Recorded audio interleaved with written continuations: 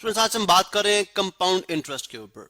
अब देखें compound interest, the word interest हम ऑलरेडी एक्सप्लेन कर चुके हैं जी कि जब मैं लेट्स से अगर बैंक में कुछ पैसे जमा कराता हूं, जैसे 500,000 रुपीज मैंने जमा करा दिए बैंक के अंदर। अब बैंक को मैं अलाउ कर रहा हूं कि मेरे पैसे यूज करे और डेफिनेटली उसके लिए मैं बैंक से जो है वो इंटरेस्ट चार्ज करूंगा 7%। लेट्स सपोज बैंक मुझे कह रहा है जी कि अगर आप मुझे 500,000 रुपीज दे दें तो मैं आपको 7% जो है इंटरेस्ट दूंगा। अगर मुझे ये बात मंजूर है तो डेफिनेटली मैं पैसे बैंक को दूंगा, बैंक मेरे पैसे यूज करेगा और इंटरेस्ट बनाएगा और 7% मुझे इंटरेस्ट दे रहा है। अब लेट्स सपोज 7% पर एनम है, 7% पर एनम है, यानी पर एनम से मुराद के हर साल के एंड पे 7% मुझे बैंक इंटरेस्ट देगा। मतलब क्या हुआ कि सबसे पहले देखें 7% of what, 7% of principal amount. ठीक है, याद रहे this is called principal amount. जो मैंने पैसे जमा कराए ये प्रिंसिपल अमाउंट कहलाती है। ठीक है, और दिस इज इंटरेस्ट रेट, ये वो रेट है इंटरेस्ट, बल्कि मैं सिंपल इसको रेट लिखता हूं। ठीक है, जिस रेट के ऊपर मैं इससे इंटरेस्ट चार्ज करूंगा। इसी तरह से जो है वो अगर 7% ऑफ 7 लाइक 500,000 देखते हैं आप, तो मैं सिंपली ये देखना चाह रहा हूं कि बेसिकली पैसे बनते कितने हैं। और रुपीज 500,000 तो ये बनेगा, यहाँ पे आप देख सकते हैं 7 divided by 100 is equal to this multiply by 500 and 103 like 30 further डाल दिया हमने तो 35,000 रुपीज। तो ये इंटरेस्ट अमाउंट कितनी है अगर देखें तो यहाँ पे मैं लिखूंगा जी इंटरेस्ट अमाउंट, इंटरेस्ट यानी इंटरेस्ट अमाउंट, यहाँ पे मैं आई लिख देता हूँ। ठीक है, इंटरेस्ट अमाउंट, यहाँ पे चले लिखते हैं इंटरेस्ट अमाउंट, इंटरेस्ट अमाउंट ये कितनी है जी 35,000 रुपीज, रुपीज 35,000 इसमें लिखा जा सकता है। अब देखें यहाँ पे एक बात बड़ी इंपॉर्टेंट है। अब यहां से बिकॉज ये पर यानी एक साल के बाद कितने पैसे हो गए 35,000 रुपीज। ठीक है, अब यहां से जो नेक्स्ट ईयर का होगा वो सिंपल इंटरेस्ट पे भी हो सकता है और कंपाउंड पे भी हो सकता है। अब सिंपल पे कैसे होगा, कंपाउंड पे कैसे होगा, हम थोड़ा सा कंपैरिजन में चले जाते हैं। अगर आप सिंपल में देखें तो सिंपल में क्या होगा, लेट्स सपोज अगर मुझे पर एनम है और फॉर 3 इयर्स, कितने लिए फॉर 3 इयर्स, तो 3 इयर्स के लिए मुझे अगर पैसे जो है वो बैंक को देने हैं और हर साल मैं 7% रेट चार्ज कर रहा हूं, तो 3 इयर्स के बाद 35,000 टाइम्स 3, 35,000 टाइम 3 यानी सिंपल इंटरेस्ट कितना हो जाएगा, simple SIMPLE, simple interest rate, interest amount. ठीक है, सिंपल इंटरेस्ट अमाउंट जो कि मैं आफ्टर 3 ईयर लूंगा। ठीक है, आफ्टर 3 इयर्स, मैं बल्कि यहाँ पे से लिख देता हूँ आफ्टर 3 इयर्स, तो कितने ले लूंगा 3 टाइम्स रुपीज 35,000। ठीक है, बिकॉज मुझे हर साल मैं 335,000 लूंगा। ठीक है, और ये मेरे पास आ जाएंगे रुपीज 105,000। ठीक है, 105,000 रुपीज। तो ये बेसिकली ऑन सिंपल इंटरेस्ट में मेरा पास ये बनता है। लेकिन हम चूंकि कंपाउंड की बात करें, अब कंपाउंड में क्या होता है, चलें हम एक सिचुएशन क्रिएट करते हैं। ठीक है, कंपाउंड को रियल टाइम अंडरस्टैंड करने के लिए जब मैं 500,000 रुपीज जमा कराता हूं बैंक में, ठीक है, तो देखें 500,000 रुपीज मैं बैंक को अलाउ करता हूं कि वो यूज करे। लेकिन लेट्स से आफ्टर 1 ईयर जो मुझे 35,000 रुपीज मिल रहे हैं ये मैं नहीं निकलवाता, लेट्स से ये मैं इसको नहीं निकलवाता। ठीक है, तो अब क्या होगा, अब मैं बैंक को आफ्टर 1 ईयर यानी आफ्टर 1 ईयर टोटल डिपॉजिट मेरा कितना हो जाएगा, टोटल डिपॉजिट, यहां पे देखें टोटल डिपॉजिट आफ्टर 1 ईयर, यहाँ पे मैं थोड़ा सा इसको ड्रैग डाउन करूंगा। चलें, टोटल डिपॉजिट आफ्टर 1 ईयर वो कितना हो जाएगा मेरे पास, ऑब्वियस सी बात है वो हो जाएगा 500,000 तो मेरे पास प्रिंसिपल अमाउंट थे। ठीक है, जो मैंने जमा कराए हुए थे, और प्लस जो मुझे आफ्टर 1 ईयर मेरा 7% इंटरेस्ट बना है 500,000 पे, जो कि रुपीज 35,000 है। तो ये मिलके कितना बन जाएगा 535,000 रुपीज। ये मेरे पास बन गया इंटरेस्ट। ठीक है, ये मेरे पास बन गया ये बन गया मेरे पास टोटल डिपॉजिट। अब देखें पहले तो मैं सिर्फ 500,000 अलाउ कर रहा था बैंक को यूज करना। अब मैं जो मेरा 35,000 रुपीज जो बैंक ने मुझे दिए या बैंक लायबल था मुझे देने के लिए, वो भी मैंने बैंक को अलाउ किया कि वो भी मैं नहीं निकलवा रहा, इसको मैं विड्रॉ नहीं कराता, आप ये भी यूज करें। अब डेफिनेटली जो मेरा डिपॉजिट है वो 1 ईयर के बाद 535,000 हो जाएगा।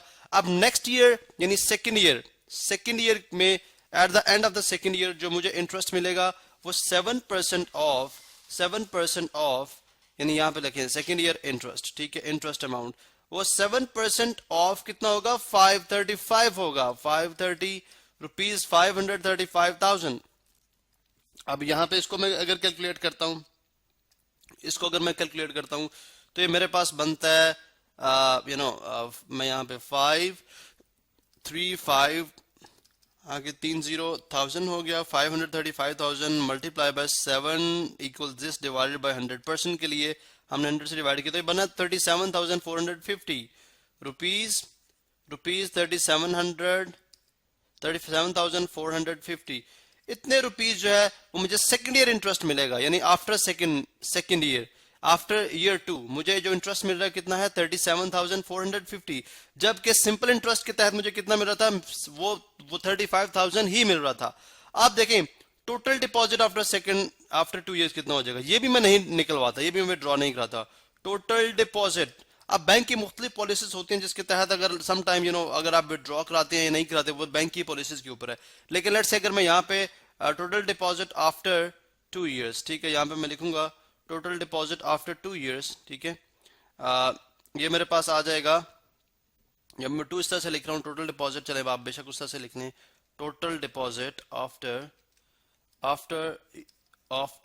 2 इयर्स, ठीक है, 2 इयर्स के बाद मेरा टोटल डिपॉजिट हो जाएगा रुपीज 37,450 प्लस 37 सॉरी ओके, सबसे पहले हम जो प्रिंसिपल अमाउंट है वो लिखते हैं रुपीज 500,000, ये तो फिक्स है मेरे पास, ठीक है, सॉरी 500,000 डेफिनेटली जो 535 है ये आएगा, ठीक है, 535,000 प्लस 37,450 रुपीज है बेसिकली, ठीक है, यहाँ पे रुपीज 37,450, इन दोनों को मैं ऐड करता हूं, इन दोनों को जब मैंने ऐड किया प्लस किसमें 35 प्लस 33 सॉरी प्लस 535,123, ठीक है, 535,123 ये मेरे पास कितना आ गया, ये मेरे पास आ गया 572,450 यहाँ पे लिखता हूँ रुपीज 572,450, ये मेरे पास बैंक, अब बैंक के पास मेरे कितने पैसे पड़े हैं 2 साल के बाद 572,450।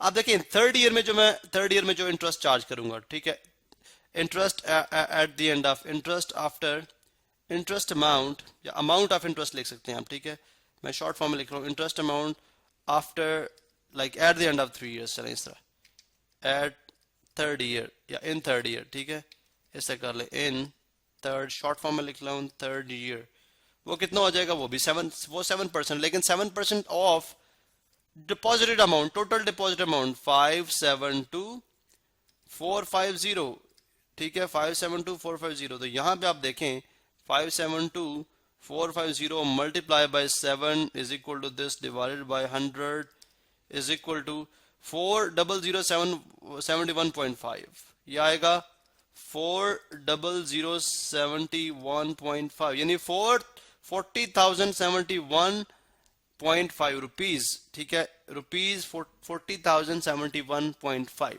ठीक है, ये मेरे पास आ गया इंटरेस्ट आफ्टर 3 इयर्स। अब देखें कंपाउंडेड इंटरेस्ट चेक करें, सबसे पहले कंपाउंड इंटरेस्ट जो है, कंपाउंड इंटरेस्ट 3 इयर्स का वो कितना है, कंपाउंड इंटरेस्ट 3 इयर्स का बनता है ऑफ 3 इयर्स जो कि सिंपल इंटरेस्ट से बहुत ज्यादा होगा, यानी बहुत ज्यादा नहीं लेकिन कंपैरेटिव एक सिग्निफिकेंट डिफरेंस होगा। फर्स्ट मंथ हमें मिले जी रुपीज 35 जो कि आपके एग्जैक्टली वैसे ही हैं जैसे आपको सिंपल इंटरेस्ट के केस में मिले। सेकेंड ईयर में आपको ये देख सकते हैं 37,450 37,450, यहाँ पे सेकेंड ईयर में आ गया 37 रुपीज 37,450, ठीक है, और थर्ड ईयर में रुपीज 40,071.5 रुपीज, ठीक है। अब इन तमाम को अगर मैं ऐड कर लूं, यहाँ पे कैलकुलेटर ही हम यूज करेंगे, अगर मैं इन तमाम को ऐड कर लूं प्लस करता हूं इसमें 37,450 is equal to this plus 35,123, ये बनता जी 112,521.5 रुपीज 1, चले यहाँ पे दोबारा देख लेते हैं, 1125 to 1.5, 1125 to 1.5, यानी 112,521.5 रुपीज, ये कंपाउंड इंटरेस्ट है। तो आपने देखा कंपाउंड इंटरेस्ट जो है वो बेसिकली ज्यादा जो है वो फायदेमंद होता है, जो कि पैसे को जो है वो डोनेट करता है, ठीक है। चाहे अगर हम बैंक को देंगे तो हमें फायदा होगा कंपाउंड इंटरेस्ट के जो है तरीके से, और अगर बैंक हमें देगा तो बैंक को भी फायदा होगा ज्यादा। अब हम एक जनरलाइज रिलेशन फाइंड आउट करते हैं। जनरलाइज रिलेशन से मुराद कि देखें, अगर हमने देखा था जी कि इंटरेस्ट रेट किस तरह से फाइंड आउट किया जाता है, इंटरेस्ट रेट नहीं बल्कि इंटरेस्ट अमाउंट, ठीक है। इंटरेस्ट अमाउंट फाइंड आउट करने का वे क्या है, इंटरेस्ट अमाउंट फाइंड आउट करने का क्या वे है। सिंपल, इसको हम ए से भी रिप्रेजेंट करते हैं अमाउंट को, तो ये आती है जी प्रिंसिपल अमाउंट, ठीक है। प्रिंसिपल अमाउंट जो भी आप जमा कराते हैं, जैसे हम 500,000 जमा कराई थी, उसके बाद है जी रेट, ठीक है, यानी इंटरेस्ट रेट कितना होगा। उसके बाद है आपके पास time in years divided by, जो कि हाफ ईयरली भी हो सकता है लेकिन यहाँ पे हम इन ईयर्स ले रहे हैं, टाइम और डिवाइडेड बाय 100, ये आपके पास आ जाएगा इंटरेस्ट अमाउंट। अगर t इज इक्वल टू 1 कर लें, let's suppose for first year, for year 1, अगर t कितना हो जाएगा 1, तो आपके पास इंटरेस्ट कितना आ जाएगा, PR/100। अब देखें आपके पास डिपॉजिट आफ्टर 1 ईयर, डिपॉजिट यानी डिपॉजिट आफ्टर, चलें डिपॉजिट आफ्टर ईयर 1, आफ्टर, अगर आप इंटरेस्ट अमाउंट नहीं निकलवाते आफ्टर ईयर 1, वो कितना हो जाएगा, डेफिनेटली वो हो जाएगा प्रिंसिपल अमाउंट प्लस जो इंटरेस्ट भी है ये भी ऐड करेंगे, PR/100, ठीक है। तो मीन अगर मैं यहां से P को कॉमन ले लूं तो आ जाएगा P, मेरे पास आ जाएगा, यहाँ पे आप देख सकते हैं जी, P मेरे पास आ जाएगा 1 प्लस, यहाँ से P कॉमन ले लिया, 1 प्लस R/100, ये है जी डिपॉजिटेड अमाउंट आफ्टर ईयर 1। अब डिपॉजिटेड अमाउंट आफ्टर ईयर 1 तो ये होगी, ठीक है। अब इंटरेस्ट सेकंड पे चेक करें, यानी ईयर 2 के अंदर इंटरेस्ट कितना होगा, डेफिनेटली वो भी आप बिकॉज आप फर्स्ट ईयर के लिए कैलकुलेट कर रहे हैं, 1 बाय 1 हम कैलकुलेट कर रहे हैं, ठीक है। तो यहाँ पे आ जाएगा for year 2, interest amount for year 2 कितनी हो जाएगी, ये आप देख सकते हैं, यहाँ पे मैं लिख देता हूँ इंटरेस्ट, यानी इंटरेस्ट अमाउंट, या बल्कि हम सिंपल इसको इंटरेस्ट अमाउंट अगर कर लें, इंटरेस्ट अमाउंट फॉर ईयर 2 ये कितनी हो जाएगी, प्रिंसिपल अमाउंट। अब प्रिंसिपल अमाउंट कितनी है, 1 प्लस R/100 है, 1 प्लस R/100 है, ये प्रिंसिपल अमाउंट है, ठीक है, टाइम्स रेट, ठीक है, रेट ओवर 100, ठीक है, और year because second year T1 because 1 year के, एक्चुअली तो 1 ईयर के लिए कर रहे हैं, 2 ईयर्स के लिए तो नहीं कर रहे, हम 1 बाय 1 ईयर के लिए कर रहे हैं। तो सेकंड ईयर में भी T कितना आ जाएगा, 1 आ जाएगा, ठीक है। तो सेकंड ईयर के लिए कितनी हो जाएगी, P into 1 plus R into R/100, ठीक है। तो डिपॉजिट चेक कर लें, डिपॉजिट आफ्टर ईयर 2, बिकॉज आप ये निकलवा तो नहीं रहे, ये तो सेकंड ईयर में जो इंटरेस्ट मिलेगा आपको, डिपॉजिट आफ्टर ईयर 2 के अंदर डिपॉजिट कितना हो जाएगा, प्रिंसिपल अमाउंट, ठीक है। अब प्रिंसिपल अमाउंट आपकी एक्चुअली कौन सी है, जो 1 ईयर के अंदर डिपॉजिट था, ये प्रिंसिपल अमाउंट जो कि 1 प्लस R/100 है, 1 प्लस R/100 है, ठीक है, और प्लस जो सेकेंड ईयर के अंदर आपको डिपॉजिट जो कि आपने विदड्रॉ नहीं कराया, 1 प्लस R/100 इंटू R/100। तो यहाँ पे आप देख सकते हैं कि किस तरह से हम इसको फाइंड आउट कर सकते हैं। P कॉमन आ जाएगा, आगे आ जाएगा 1 प्लस R/100, बल्कि P इंटू 1 प्लस R/100 भी कॉमन लिया जा सकता है। अगर आप देखें तो P इंटू 1 प्लस R/100 दोनों में मौजूद है, R/100। अगर मैं ये कॉमन ले लूं तो मेरे पास क्या बन जाएगा यहाँ पे, बिकॉज यहाँ पे तो सारा ये कॉमन लिया हुआ, यहाँ पे आ जाएगा 1 और प्लस यहाँ पे P into 1 plus R/100 common है, यह आ गया R/100। तो 1 प्लस R/100 1 प्लस R/100 ये बन गया ए, यानी 1 प्लस R/100 का स्क्वायर, R/100 का स्क्वायर। इसका मतलब है आफ्टर 3 इयर्स क्यूब हो जाएगा, आफ्टर 4 इयर्स 4th पावर हो जाएगी, आफ्टर 5 ईयर 5 पावर हो जाएगी। तो अगर मैं जनरलाइज रिलेशन फाइंड आउट करूं तो जो इंटरेस्ट अमाउंट है वो अगर हम फाइंड आउट करनी है तो आप principal amount into 1 plus R जो रेट है डिवाइडेड बाय 100 और इसकी पावर क्या कर दें n, where n represent number of years, n represent number of years, ठीक है, नंबर ऑफ ईयर्स, ठीक है। इसी तरह से आर रिप्रेजेंट कर रहा है रेट और पी रिप्रेजेंट कर रहा है प्रिंसिपल अमाउंट और ए वो जो इंटरेस्ट अमाउंट आप उसके ऊपर फाइंड आउट करेंगे। सो बेसिकली इस तरह से आप जो है कंपाउंड इंटरेस्ट जो है वो उसका रिलेशन ड्राइव करते हैं। ये कंपाउंड इंटरेस्ट की जो सेंस है वो बेसिकली इस कॉन्सेप्ट से जो है वो ड्राइव होती है।